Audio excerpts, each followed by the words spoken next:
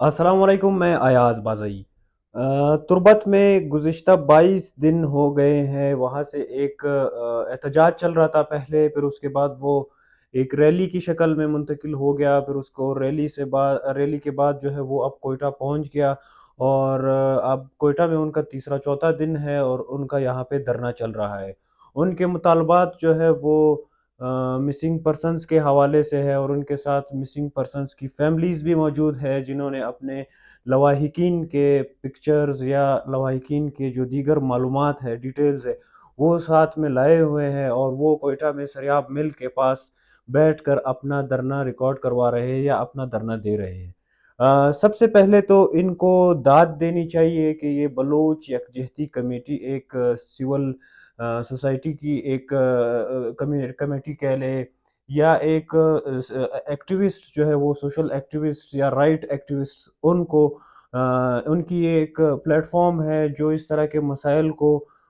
सुनती है और उसके ऊपर फिर इतना सख्त या इतना जो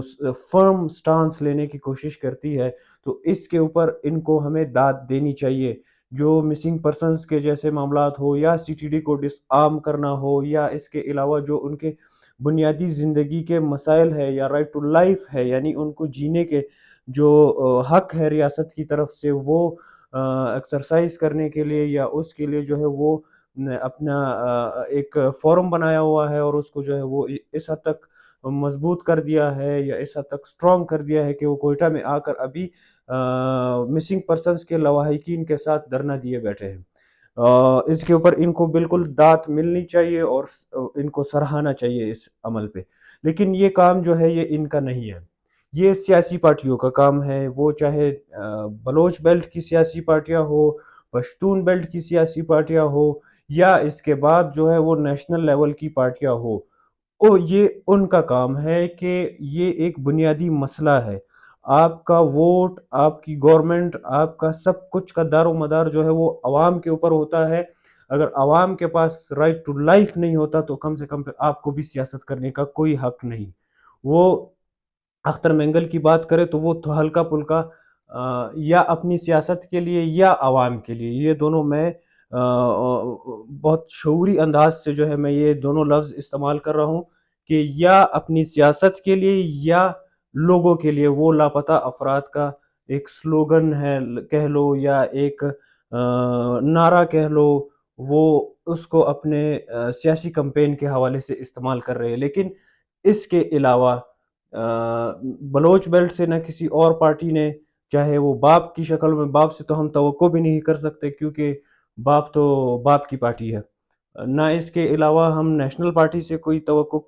मतलब हम लोगों ने नेशनल पार्टी का कोई ऐसी रैली देखी है, या कोई इसके अलावा जो है उनका कोई ऐसा इकदाम देखा है जो लापता अफराद के मसाइल को हल करे। इसके अलावा जो है लापता अफराद का मसला सिर्फ बलोच बेल्ट में नहीं है, ये पश्तून बेल्ट में भी है, ये पख्तूनख्वा में भी है, ये सिंध में भी है। लेकिन चाहे पश्तून बेल्ट की पार्टीज़ हो, नेशनलिस्ट हो, मज़हबी हो, लेफ्टिस्ट हो, जो चाहे जो भी हो, यू नेम इट, किसी ने भी जो है वो इसके ऊपर इस तरह का स्टांस नहीं लिया जो बलोच यकजहती कमेटी ने लिया है। और इसके साथ-साथ जो जिस तरह इनको इग्नोर किया जा रहा है, यानी बलोच यकजहती कमेटी के पास सियासी हवाले से जो सियासी एक मकाम रखते हैं, जिनका लोगों में एक नाम है सियासी हवाले से, वो जाके उनके साथ इज़हार यकजहती तक नहीं कर रहे। सिर्फ पीटीएम के लोग गए हैं, पश्तून तहफ़्फ़ुज़ मूवमेंट के लोग गए हैं, उन्होंने अपनी यकजहती की है वहाँ पे उनके साथ, इसके अलावा और कोई नहीं गया। और अगर ये इसी तरह चलता रहा, यानी अगर सियासी पार्टियाँ इतनी कन्फ्यूज़्ड और इतनी कंप्रोमाइज़्ड रही, तो ये फिर उनका मतलब उनके लिए फिर सियासत करना, या अवाम के अंदर अपना वो सो कॉल्ड जो उनके नाम नज़रिया है, या सो कॉल्ड जो इनकी जदोजहद है सियासी हवाले से वग़ैरह वग़ैरह, वो फिर अब नहीं चलेगा। क्योंकि अवाम के मसाइल ख़ासकर बलोच बेल्ट में जो मिसिंग पर्सन्स का मसला है,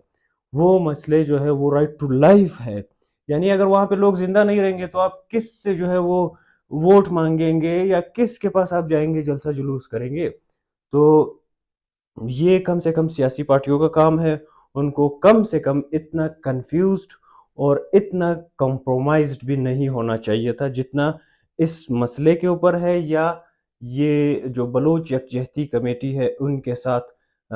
دوری اختیار کرنے کی شکل میں ہے۔ اب اگر ہم ریاست کے اوپر بات کریں تو ریاست نے جو ہے وہ سب کچھ کیا ہوا ہے، یا اسٹیبلشمنٹ اور ریاست دونوں جو ہے وہ مل کر اس عمل میں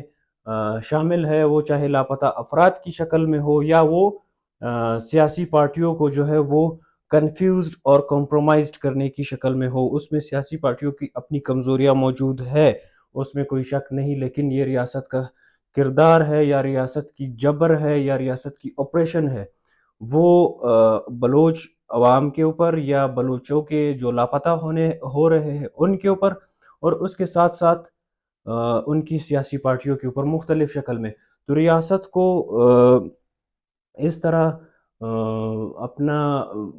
لوگوں کو غائب کرنا، پھر اس کے بعد جو ہے وہ مار دینا یا مختلف طریقوں سے جو ہے وہ ہراساں کرنا، تو یہ ان کے لیے بہت مشکل ثابت ہوگا، کیونکہ سیاسی پارٹیاں جو ہے وہ تو اس پہ آپ کے کہنے پر نہیں آ رہی،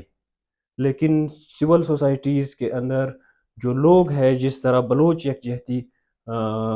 کمیٹی ہے یا پشتون تحفظ موومنٹ ہے، یا اس کے ساتھ ساتھ دیگر صوبوں میں جو دیگر اوپریسڈ نیشنز ہے یا محکوم اقوام ہے، ان کے اندر جو ایک آواز اٹھ رہی ہے یا ان سے جو ایک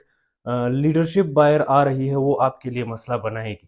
اور یہ مسئلہ ابھی اگر آپ کو نظر نہیں آ رہا تو آپ کو کچھ سالوں کے بعد اس کے اثرات نظر آنا شروع ہو جائیں گے، کیونکہ وہ محکوم اقوام جو ہے ان کے پاس کوئی اور راستہ چارہ نہیں ہے۔ وہ رائٹ ٹو لائف چاہتے ہیں، right to property, basic rights چاہتے ہیں، جو ہر ریاست کا ایک فرض ہے یا ریاست کی جو ہے یہ ذمہ داری ہے کہ وہ اپنے ہر شہری کو یہ حقوق دے، اور اگر حقوق نہیں دیں گے تو یہ سول سوسائٹیاں جو ہے وہ اٹھیں گی، آواز اٹھائیں گی، اور اگر اس پہ بھی عمل نہ ہوا تو 16 دسمبر کل پرسوں ہے، تو وہ 16 دسمبر کو جو ہوا تھا وہ شاید آپ کو دوبارہ دیکھنے کو مل جائے۔ فی الحال کے لیے اتنا ہی، اجازت دیجیے، اللہ حافظ۔